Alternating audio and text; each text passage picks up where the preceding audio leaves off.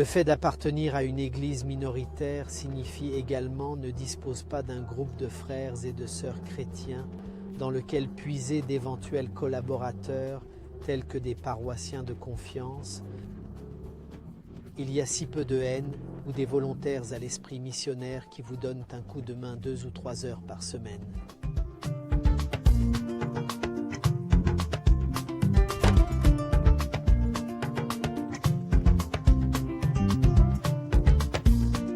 Parmi la foule de curieux qui se rassemblent quasi automatiquement autour des étrangers que nous sommes, qui parlons oromo, qui nous asseyons sur le trottoir pour parler avec quelqu'un qui, dans la rue, y vit, il y a toujours une personne qui est différente, quelqu'un ou quelqu'une qui veut s'impliquer.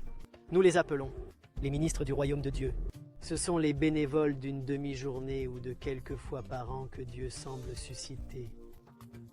Lorsqu'on ne sait pas comment gérer une situation ou qu'on veut aider quelqu'un sans savoir comment faire, on peut dire la bonne personne au bon moment. Et ce genre de bénévolat en dehors des cercles catholiques, on ne peut pas le planifier soi-même, c'est Dieu qui le provoque.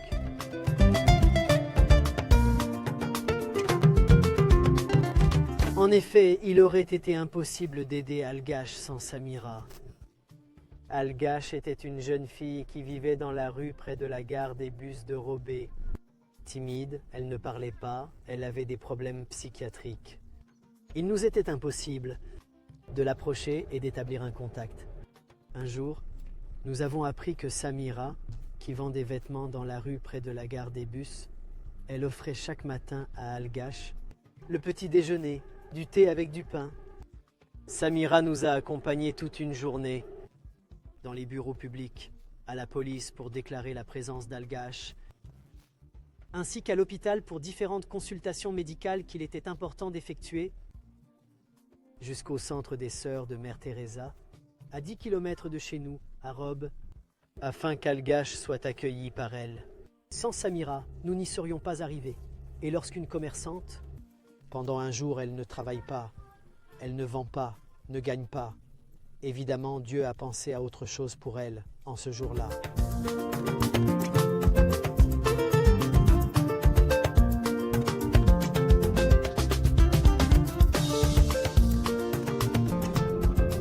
L'expression ministre du royaume de Dieu pourrait trouver sa traduction dans la parole de Dieu avec l'appellation fils de la paix, mentionnée par Jésus lorsqu'il envoie les apôtres 2 par 2 dans l'évangile de Luc au chapitre 10, dans les villages de Palestine.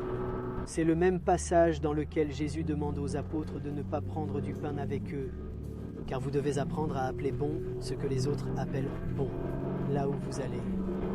C'est le même passage où il demande de ne porter ni tunique ni sacoche.